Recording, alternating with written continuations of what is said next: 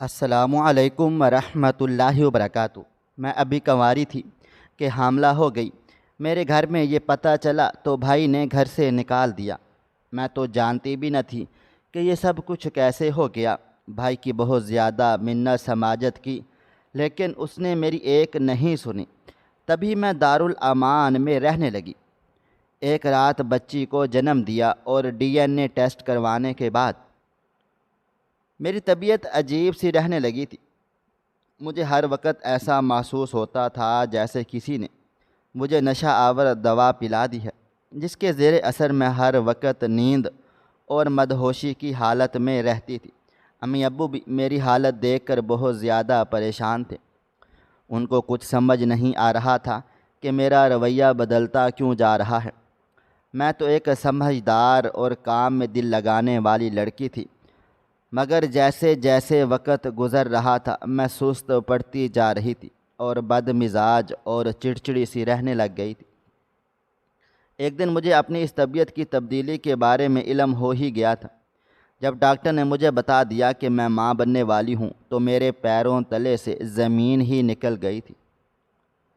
مجھے پہلے تو یقین ہی نہیں آیا تھا کہ ڈاکٹر نے ایسا کیوں کہا تھا، جبکہ میں تو کنواری تھی اور کبھی کسی کو اپنے اس حد تک قریب آنے ہی نہیں دیا تھا کہ یہ نوبت آ جاتی۔ سلمان میری یہ حالت دیکھ کر بہت زیادہ خوش ہو گیا تھا۔ مجھے شک ہونے لگا کہ وہ میری اس حالت کے بارے میں کچھ تو ضرور جانتا تھا، مگر میں اس سے پوچھنے کی ہمت نہیں کر پائی تھی۔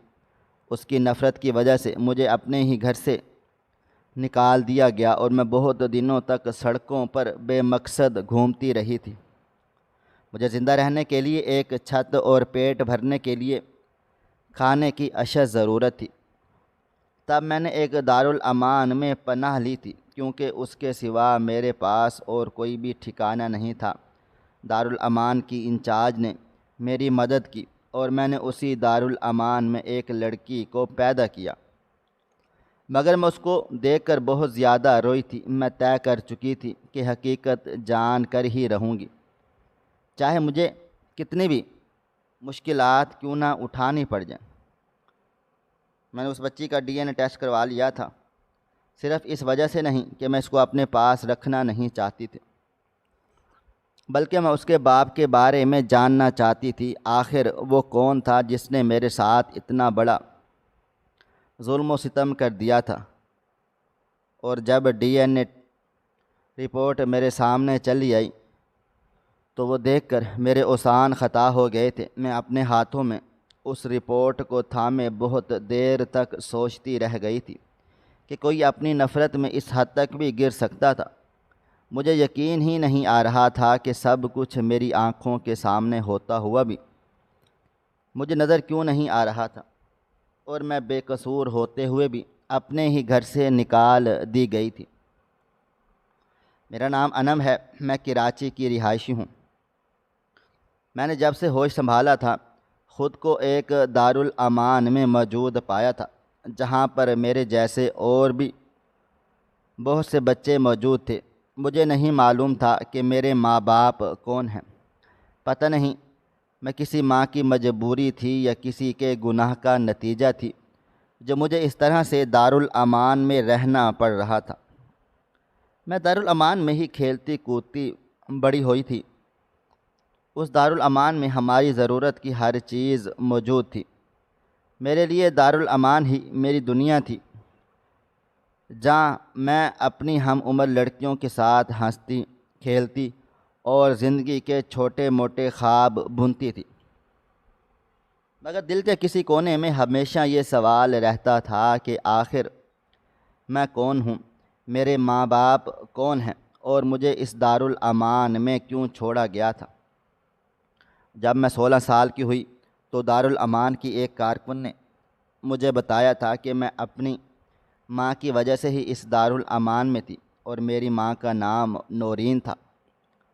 یہ سن کر میرے دل میں ایک طوفان اٹھا تھا۔ میں اپنی ماں کو تلاش کرنا چاہتی تھی، جاننا چاہتی تھی کہ میری کہانی کیا ہے اور کیوں مجھے اس طرح سے دارالامان میں تنہا بے سہارا چھوڑ دیا گیا ہے۔ میں نے بہت زیادہ کوشش کی تھی اور دارالامان کے بہت سے پرانے ریکارڈز دیکھنے کی کوشش کرنے لگ گئی تھی تاکہ اپنی ماں کے بارے میں جان سکوں اور یہ جان سکتی کہ آخر میری ماں مجھے اس طرح سے کیوں چھوڑ کر چلی گئی تھی۔ مگر بہت کوشش کرنے کے بعد بھی کچھ بھی نہیں جان پائی تھی۔ بہت ڈھونڈنے کے بعد مجھے بس کچھ چند ہی کاغذات مل سکے تھے جہاں صرف یہ لکھا ہوا تھا کہ مجھے پیدائش کے چند دن کے بعد ایک ہسپتال کے باہر چھوڑ دیا گیا تھا۔ میں نے اس ہسپتال کا نام اور پتہ معلوم کروایا تھا اور باقی کی معلومات وہاں سے اکٹھی کر سکتی۔ بہت کوششوں کے بعد مجھے اس ہسپتال کے بارے میں علم ہوا۔ تب میں نے اس ہسپتال سے معلومات حاصل کرنے کی کوشش کی تھی، مگر وقت گزرنے کی وجہ سے زیادہ تر ریکارڈز غائب ہو چکے تھے۔ تب مجھے احساس ہوا تھا کہ میں خود کو فضول میں ایسی تلاش کے پیچھے تھکا رہی تھی جس کا کوئی وجود ہی نہیں تھا۔ میں نے اس دارالامان کو اپنا گھر سمجھ لیا تھا۔ میں بھی چاہتی تھی کہ میرے بھی ماں باپ بہن بھائی ہوتے جن کے ساتھ میں ایک خوشگوار زندگی گزار سکتی۔ میں ہر روز اپنی آنکھوں سے دیکھتی تھی کہ بہت سے شادی شدہ لوگ اس دارالامان میں آتے تھے جو اولاد کے لیے تڑپتے تھے اور دارالامان میں رہنے والے بچوں کو اپنے ساتھ لے کر چلے جاتے تھے، مگر وہ دارالامان سے زیادہ تر کم عمر بچوں کو ہی اپنے ساتھ لے جاتے تھے، اور میں حسرت سے ان کو دیکھ کر سوچتی تھی کہ کاش مجھے بھی کوئی اپنی بیٹی بنا کر لے جائے، میں بھی جان سکوں اور محسوس کر سکوں کہ ماں باپ کی اور بہن بھائیوں کی محبت کیسی ہوتی ہے۔ مگر ہر کوئی یہی خواہش کرتا تھا کہ اس کو کم عمر بچے ہی چاہیے ہیں جن کو اپنی حقیقت کا علم نہ ہو اور وہ ہوش سنبھالتے ہی ان کو اپنا ماں باپ سمجھ لیں۔ جب بھی دارالامان میں کوئی شادی شدہ بے اولاد جوڑا آتا تو میں اس کو بھیگی ہوئی آنکھوں سے دیکھتی تھی کہ کاش وہ مجھے اپنے ساتھ اپنی بیٹی بنا کر لے جائیں، مگر میری یہ حسرت دل میں ہی رہ جاتی جب وہ کسی چھوٹے بچے کو انگلی سے تھامے اپنے ساتھ لے کر چلے جاتے تھے۔ میں نے بھی امید نہیں چھوڑی تھی اور ایک دن میری یہ خواہش بھی آخر کار پوری ہو ہی گئی تھی۔ دارالامان کے وہ دن میرے لیے ہمیشہ ایک جیسی اداسی اور تنہائی کا پیغام لاتے تھے، لیکن میں نے اپنے دل میں امید کا دیا روشن رکھا تھا۔ مجھے یقین تھا کہ ایک نہ ایک دن میں اس دارالامان سے باہر کی دنیا ضرور دیکھوں گی۔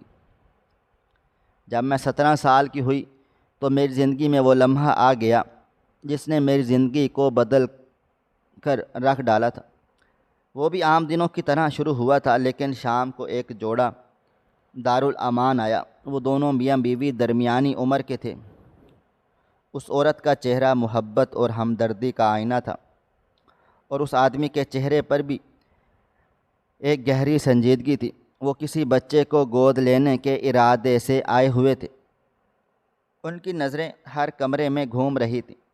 جب وہ میری طرف آئے تو ان کی نظریں کچھ دیر کے لیے مجھ پر ٹھہر سی گئی تھیں۔ میں نے فوراً سے اپنی نظریں جھکا لی تھی، لیکن میرے دل کی دھڑکن تیز ہو گئی تھی۔ اس عورت نے میرا ہاتھ تھام لیا تھا اور میرے قریب آ کر بیٹھ گئی تھی۔ اس نے مجھ سے میرا نام پوچھا اور بہت شفقت اور پیار سے میرے سر پر ہاتھ رکھا تھا۔ اس کا لہجہ ایسا تھا جیسے وہ پہلے سے مجھے جانتی تھی۔ اس کے لہجے میں ایک اپنائیت سی جو مجھے خود بخود اپنی طرف کھینچ رہی تھی۔ 2 دن کے بعد دارالامان کی انچارج نے مجھے بتا دیا تھا کہ وہ جوڑا مجھے گود لینا چاہتا تھا اور میری مرضی جاننا چاہتا تھا کہ کیا میں ان کے ساتھ ان کے گھر میں ساری زندگی کے لیے رہنا چاہوں گی۔ یہ سن کر میری آنکھوں سے خوشی کے آنسو نکل پڑے تھے۔ وہ لمحہ میرے لیے ایک خواب کے جیسا تھا جسے میں نے کبھی سوچا بھی نہیں تھا کہ کوئی مجھے اپنی بیٹی کے طور پر اپنائے گا، لیکن ساتھ ہی میرے دل میں کئی سوالات بھی تھے۔ کیا وہ لوگ مجھے واقعی ہی اپنا سکیں گے؟ کیا میں ان کے ساتھ خوش بھی رہ سکوں گی؟ چند دنوں کے بعد میں ان کے گھر چلی گئی تھی۔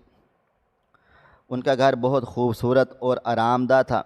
میں نے وہاں پر اپنے علاوہ ایک اور لڑکے کو بھی دیکھا تھا جس کا نام سلمان تھا، جس کو انہوں نے میری ہی طرح کسی دارالامان سے گود لیا تھا۔ وہ عمر میں مجھ سے کچھ ہی سال بڑا تھا۔ وہ دونوں ہم دونوں پر بہت زیادہ مہربان تھے اور ہمارا بہت زیادہ خیال بھی رکھتے تھے۔ ان دونوں کو کینسر تھا اور وہ اولاد پیدا نہیں کر سکتے تھے، اس لیے انہوں نے ہم دونوں کو گود لیا تھا تاکہ اولاد کا سکون دیکھ سکتے۔ مجھے ان کے بارے میں، ان کی بیماری کے بارے میں سن کر بہت زیادہ دکھ ہوا تھا۔ شروع میں میرے لیے سب کچھ اجنبی تھا۔ وہ عورت جسے میں امی کہتی تھی میرے لیے ہر ممکن سہولت فراہم کرنے کی کوشش کر رہی تھی۔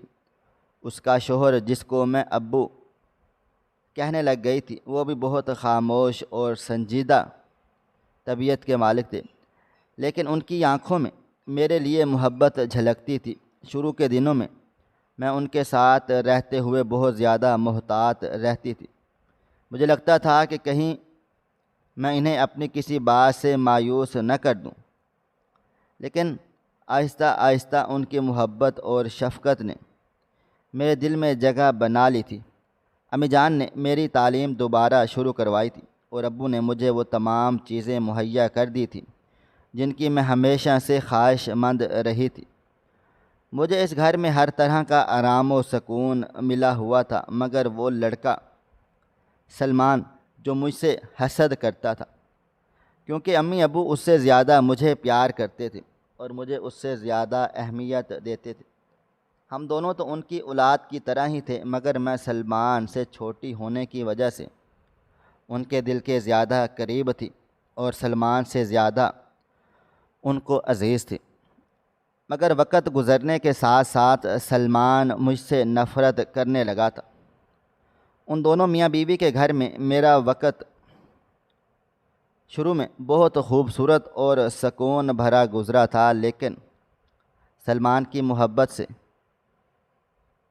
مجھ سے نفرت دن بدن بڑھتی ہی چلی جا رہی تھی۔ میں نے بہت کوشش کی کہ میری اس کے ساتھ دوستی ہو جاتی، مگر وہ میرے ساتھ بات کرنے سے بھی کتراتا تھا، اور جب کبھی ہم دونوں کا آمنا سامنا ہوتا تو وہ طنزیہ لہجے میں بات کرتا، مجھے نظر انداز کر دیتا۔ پہلے تو مجھے اس کے رویے کی وجہ سمجھ ہی نہیں آئی تھی، لیکن وقت گزرنے کے ساتھ ساتھ مجھے اندازہ ہو گیا تھا یہ سب امی ابو کی محبت کی وجہ سے ہے، جو وہ سلمان سے زیادہ مجھ سے کرتے تھے۔ سلمان کا حسد اس حد تک بڑھ گیا تھا کہ اس نے میری زندگی کو مشکل بنانے کی کوششیں شروع کر دی تھیں۔ وہ ہر چھوٹی چھوٹی بات کو بڑا بنا کر پیش کرتا اور امی ابو کے سامنے مجھ پر الزامات لگاتا۔ کبھی وہ کہتا کہ میں نے اس کی چیزیں چوری کی ہیں، کبھی کہتا میں ان سے جھوٹ بولتی ہوں، تو کبھی لیکن امی ابو کو مجھ پر بھروسہ تھا، وہ ہمیشہ میرے حق میں بات چیت کیا کرتے۔ ایک دن سلمان نے امی کے کمرے میں ان کے زیورات نکال کر اپنے کمرے میں چھپا دیے اور پھر ابو کو بلا کر کہا زیورات غائب ہیں۔ جب میں نے سنا کہ سلمان نے مجھ پر اتنا بڑا الزام لگا دیا ہے تو میں ڈر گئی تھی۔ اگر اب امی ابو کو وہ زیورات نہیں ملیں گے تو وہ مجھے واپس اسی دارالامان میں ہی چھوڑ آئیں گے۔ جب امی ابو نے تلاشی لی تو ان کو وہ زیورات سلمان کے کمرے سے ہی مل گئے تھے۔ یہ واقعہ امی ابو کے لیے بہت صدمے کا باعث بنا ہوا تھا۔ سلمان کو کافی ڈانٹ بھی پڑی تھی اور اس دن کے بعد سے وہ اور زیادہ غصے میں رہنے لگا تھا۔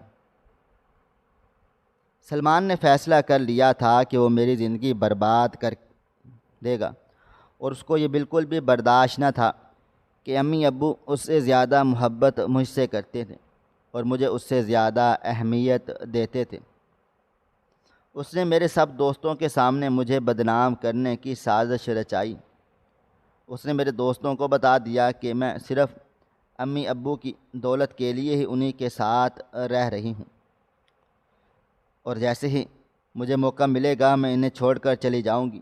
یہ بات سن کر میرے کچھ دوستوں نے مجھ سے اپنی دوستی یاری ہی ختم کر دی تھی۔ سلمان کی نفرت اور حسد کے باوجود میں نے فیصلہ کر لیا تھا کہ میں اس کو معاف کر دوں گی، کیونکہ مجھے امی ابو سے بہت زیادہ محبت تھی اور میں ان کو چھوڑ کر دارالامان واپس نہیں جانا چاہتی تھی۔ امی نے ہمیشہ ہمیں یہی سکھایا تھا کہ محبت کی طاقت نفرت کو شکست دے سکتی ہے۔ سلمان کی نفرت اور حسد میرے لیے ایک بہت بڑا امتحان بن چکی تھی، مگر امی جان نے مجھے سمجھا دیا کہ محبت ہر مسئلے کا حل ہے۔ اگر میں صبر اور حکمت سے کام لوں گی تو سلمان کا رویہ بھی بدل سکتا ہے۔ یہ بات میرے دل کو تسلی دیتی تھی، لیکن سلمان کے رویے میں کوئی تبدیلی نہ آ رہی تھی۔ سلمان کی نفرت اپنے انتہا کو پہنچ چکی تھی۔ ایک دن اس نے امی جان کو ابو کو میرے حوالے سے ایک بڑا جھوٹ بتا دیا، جو سن کر میں کچھ لمحے کے لیے ساکت رہ گئی۔ اس نے امی ابو کو یقین دلانے کی کوشش کی کہ میں اپنی پڑھائی کو سنجیدگی سے نہیں لے رہی، بلکہ پڑھائی تو میرے لیے صرف ایک بہانہ تھا جس کو میں استعمال کر کے میں گھر سے زیادہ وقت باہر گزار سکوں۔ اس نے مجھ پر یہ الزام لگا دیا کہ میں باہر لوگوں کے ساتھ غلط قسم کی دوستی کر رہی ہوں۔ یہ الزام میرے لیے ناقابل برداشت تھا، لیکن میں جانتی تھی کہ اگر میں غصے سے کوئی بھی رد عمل دوں گی تو سلمان کے لیے فائدہ مند ہوگا۔ امی ابو نے مجھ سے اس بارے میں پوچھا تو میں نے ان کو صاف صاف بتا دیا کہ ایسا کچھ بھی نہیں تھا، یہ صرف سلمان کا ایک الزام تھا۔ لیکن اس بات کے بعد ابو مجھ پر شک کرنے لگ گئے تھے۔ میں نے محسوس کر لیا تھا کہ جب سے سلمان نے مجھ پر یہ الزام لگایا تھا میری طبیعت کچھ عجیب سی رہنے لگ گئی تھی۔ مجھے ہر وقت چکر آنے لگے تھے، مجھے بے تحاشا نیند آنے لگی تھی اور میں زیادہ تر وقت اپنے کمرے میں ہی رہنے لگ گئی تھی۔ مجھ پر تو جیسے بے ہوشی چھائی رہتی تھی اور میں زیادہ تر وقت سو کر گزارنے لگ گئی تھی۔ امی اکثر مجھے ڈانٹنے لگ گئی تھی کہ میں بے پرواہ ہوتی چلی جا رہی ہوں، مگر میں ان کو کیا جواب دیتی مجھے تو خود سمجھ ہی نہیں آ رہا تھا کہ آخر میری طبیعت کو کیا ہوتا جا رہا تھا۔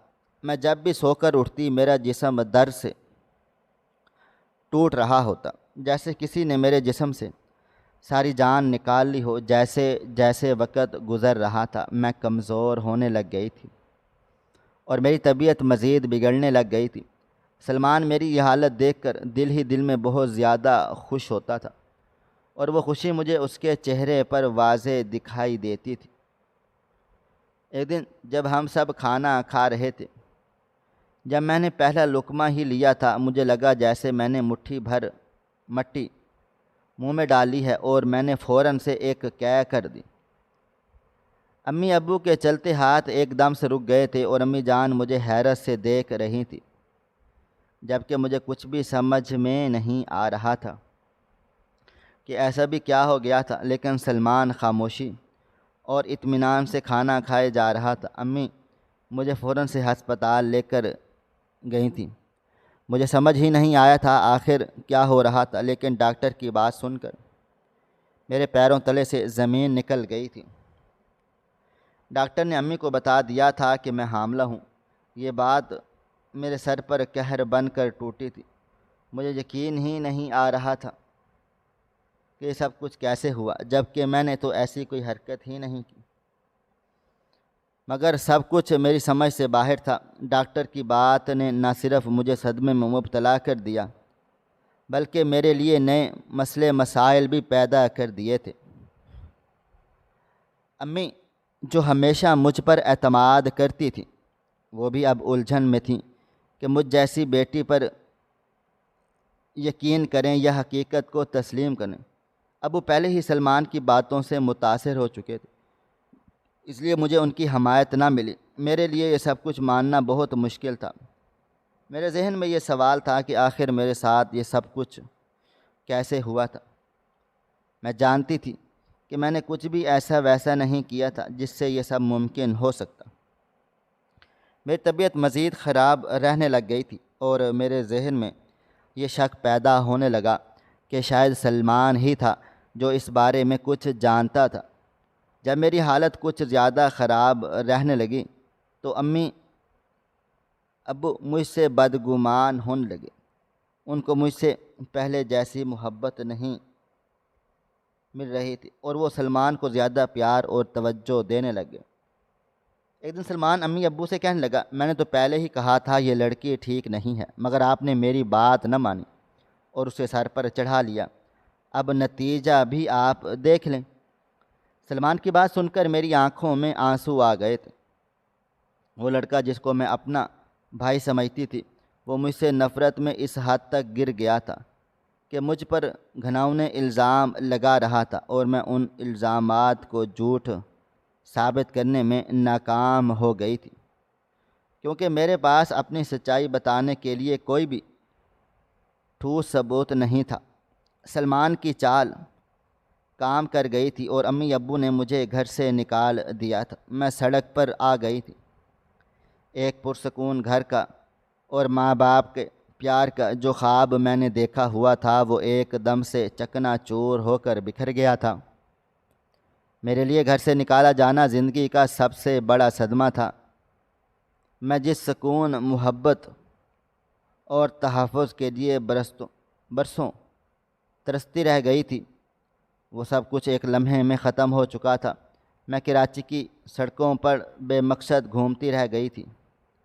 میرے دل میں ایک سوال تھا، آخر میرے ساتھ یہ سب کچھ کیوں ہوا تھا؟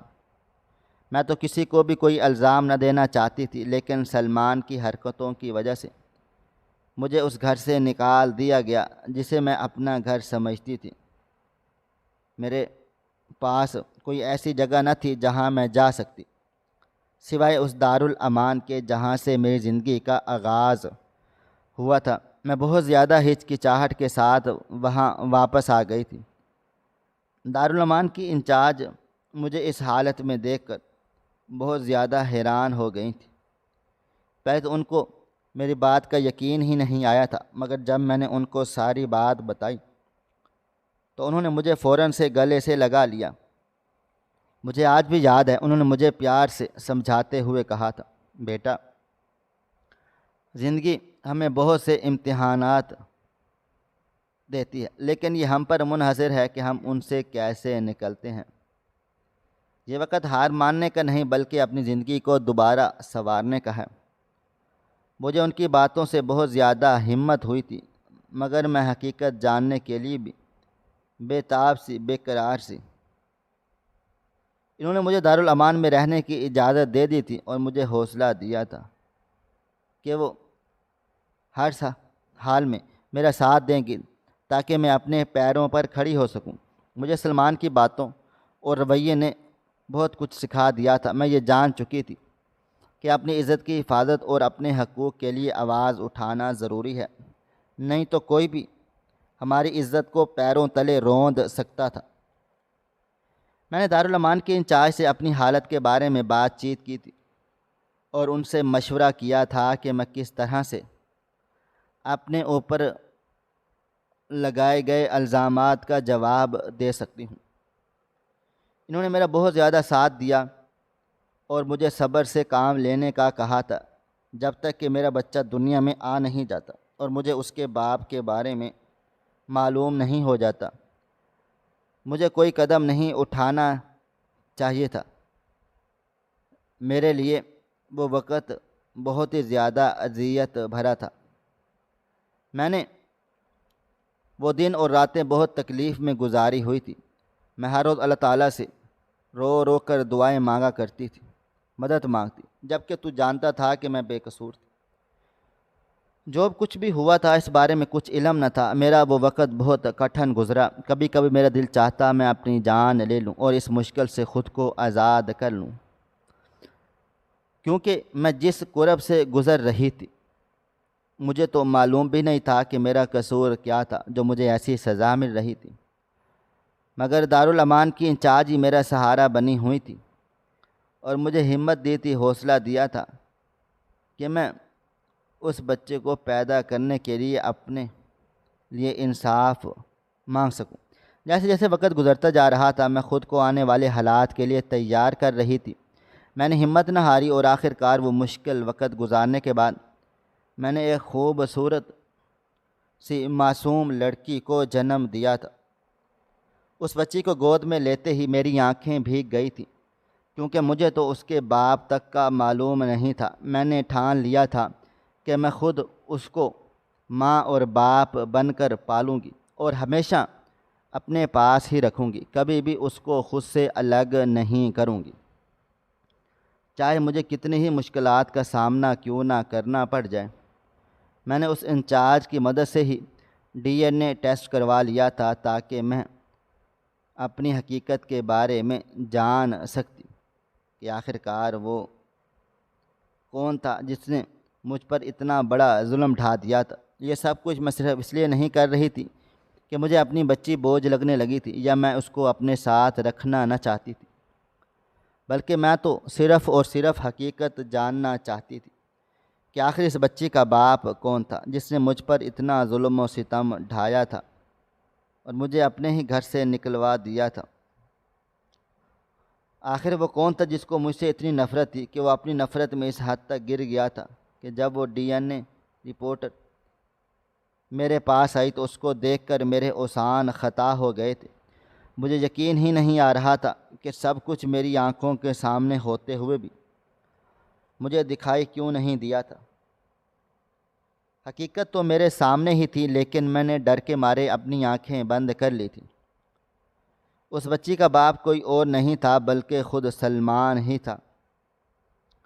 مجھے یقین ہی نہیں آ رہا تھا کہ میں نے مجھ سے نفرت کرنے میں اس حد تک گر گیا تھا کہ اس نے میری عزت کو اپنے پیروں تلے روند کر مجھے اتنا پیار کرنے والے ماں باپ کے ہاتھوں ذلیل و رسوا کر اپنے ہی گھر سے بے گھر کر دیا تھا۔ مجھے وہ سب کچھ یاد آنے لگ گیا تھا کہ وہ مجھ سے کس حد تک نفرت کرتا تھا اور مجھ پر طرح طرح کے الزامات لگاتا تھا۔ جب کسی نے بھی اس کی بات کا یقین نہ کیا تب اس نے اتنا گھناؤنا قدم اٹھایا کہ اب مجھے سمجھ آنے لگ گئی تھی کہ میری طبیعت اتنی خراب کیوں رہنے لگ گئی ہے۔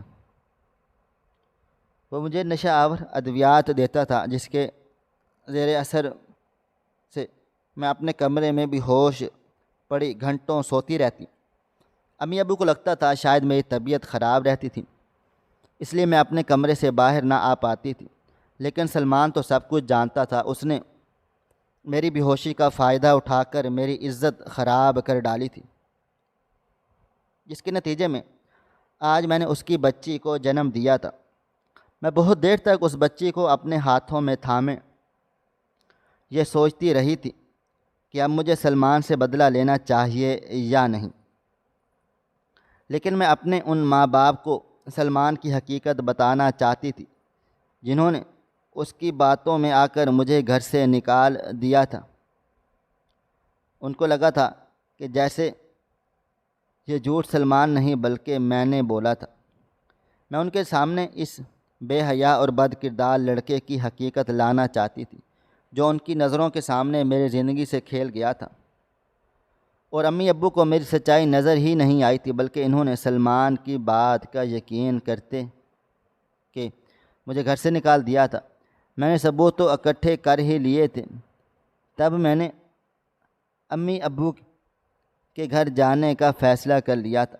میں نے تو ان کو اپنے دل سے اپنا ماں باپ سمجھا تھا، مگر انہوں نے ایک جھوٹے لڑکے کی باتوں میں آ کر مجھے رسوا کر دیا تھا، مجھے اس پیار محبت سے محروم کر دیا تھا جس کے خواب اپنی آنکھوں میں سجائے میں ان کے گھر گئی ہوئی تھی اور ان کو اپنا سمجھنے لگ گئی تھی۔ جب میں ان کے گھر داخل ہوئی تو سب سے پہلے میرا سامنا سلمان سے ہی ہوا تھا۔ وہ مجھے دیکھ کر ایک دم سے چونک گیا۔ وہ حیران ضرور ہوا تھا کہ میں اتنے عرصے کے بعد اس گھر میں واپس کیا کرنے آ گئی ہوں، مگر جیسے ہی اس کو اندازہ ہوا کہ مجھے حقیقت کا علم ہو گیا ہے اس کے چہرے پر ہوائیاں اڑنے لگ گئی تھیں۔ سلمان نے مجھے روکنے کی بہت کوشش کی، مگر میں تہیہ کر چکی تھی کہ میں ان ماں باپ کو سلمان کی حقیقت بتا کر ہی رہوں گی جنہوں نے سلمان کو اپنا بیٹا سمجھ لیا ہوا تھا اور مجھ پر شک کر کے مجھے گھر سے باہر نکال دیا گیا تھا۔ جیسے ان کو حقیقت کا علم ہوا وہ اپنا سر تھام کر رہ گئے تھے کہ وہ اپنے بیٹے پر اندھا دھند یقین کر کے مجھ سے بھی ہاتھ دھو بیٹھے تھے۔ ان کو کچھ سمجھ نہیں آ رہا تھا کہ وہ سلمان کے ساتھ کیا کرتے، کیونکہ انہوں نے سلمان کو اپنا بیٹا سمجھا ہوا تھا، مگر سلمان ہی تھا جس نے میرے ساتھ ان کو بھی دھوکہ دیا تھا، اور یہ سب کچھ اس نے صرف اور صرف میری نفرت میں ہی کیا تھا۔ امی ابو نے بہت زیادہ کوشش کی کہ وہ مجھے اپنے ساتھ رکھ سکتے، مگر میں دوبارہ اس جہنم میں جانا نہیں چاہتی تھی جہاں پر میرے ساتھ اتنا بڑا ظلم ہو گیا، جہاں پر ان کے سامنے مجھ پر قیامت ڈھائی گئی اور وہ خاموش رہے تھے۔ میں نے اپنی بچی کا نام پاکیزہ رکھا ہے کیونکہ وہ ایک پاکیزہ بچی تھی، جو کچھ بھی ہوا تھا ان سب میں تو اس کا کوئی قصور ہی نہیں تھا۔ وہ معصوم تو بے قصور تھی، میں نے اکیلے ہی اس کو پالنے پوسنے کا سوچ لیا تھا۔ میں سوچ چکی تھی کہ میں اس کو اکیلی نہیں چھوڑوں گی جس طرح سے مجھے میرے ماں باپ نے چھوڑ دیا تھا۔ آج میں سوچتی ہوں اگر میرے ماں باپ نے مجھے اس طرح سے اکیلا نہ چھوڑا ہوتا تو میری زندگی برباد نہ ہوتی جیسے اب ہو گئی تھی، لیکن میں نے ہی پاکیزہ کو اپنا سہارا بنا لیا تھا اور ہر قدم پر اس کا ساتھ دینے کا مطالبہ کر لیا تھا۔